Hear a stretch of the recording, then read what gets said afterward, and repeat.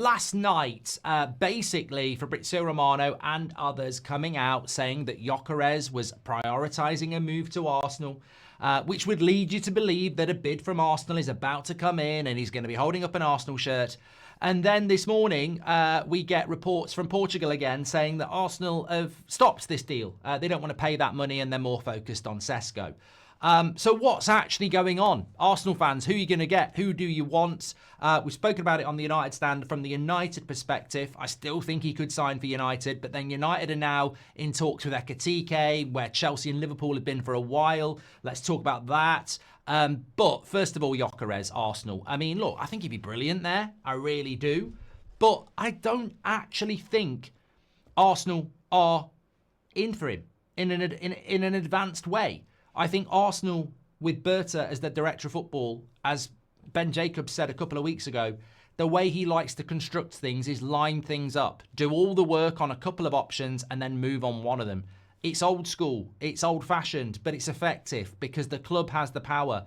We want a striker, we're Arsenal, we think we can win the Premier League, we think we can compete for the Champions League. The missing piece is a striker. We're not going to go all in on option one. We're going to put up two options and we're going to get the deals ready, and then we're going to opt for the one that's best for the club.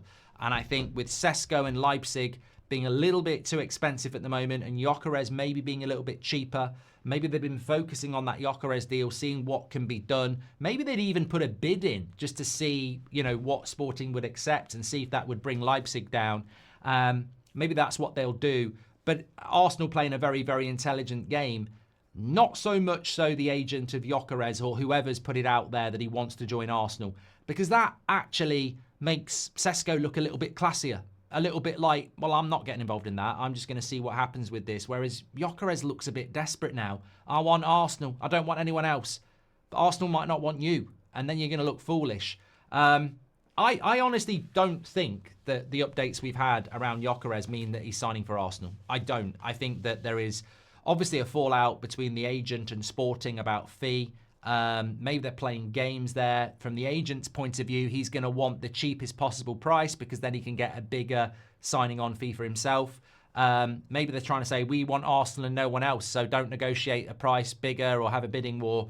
Who knows what's going on? But I think the club that comes out the best is Arsenal, because they're still lining up Sesko or Gyökeres, and I think both are very good options. And ultimately, their aim is to get the best striker at the best price. And things like this probably do help them, to be honest with you. But what are your thoughts on where it is? We then hear that Man United are pivoting or looking at Ekitike over the last couple of days.